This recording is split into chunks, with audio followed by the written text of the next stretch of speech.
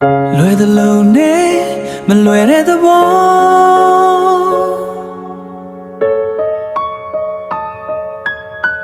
ဒါကိုတရားဖြစ်ရှုခြင်းရင်တော့ဒါကိုတရားဖြစ်ရှုခြင်းရင်တော့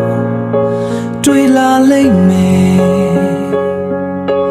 အေးချမ်းခြင်းတွေရေလိုစီးစင်းငြိမ်းမြစေသံခေါင်လွယ်အမောင်နဲ့ထဲ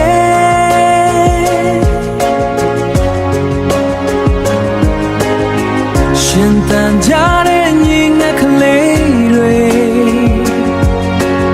မပြောနိုင်လဲဟန်ဆောင်ငါပြောရလဲ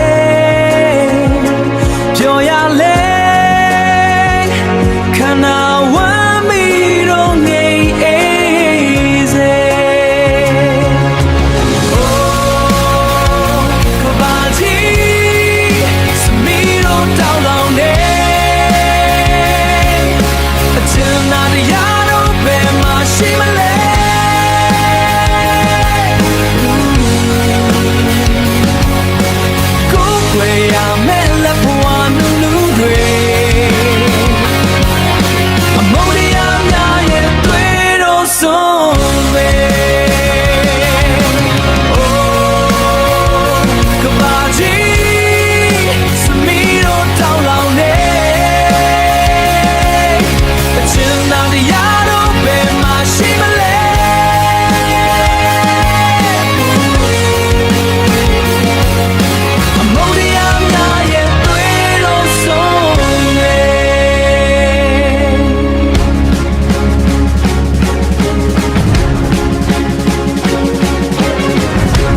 မာလဲခေါ်ဆိုရမယ်တန်သမီးနဲ့အမိနဲ့အဖတွေကျဲစင်တွေလို့တဖြုတ်ဖြုတ်နဲ့ကြွေကုန်လေ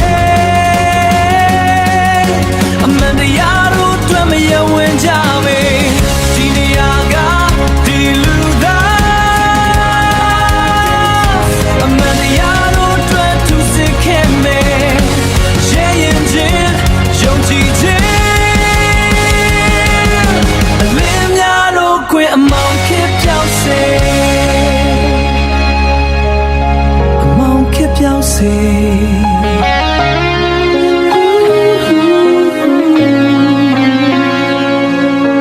ငြိမ်းချမ်းခြင်းတွေဝေးစားပါစေ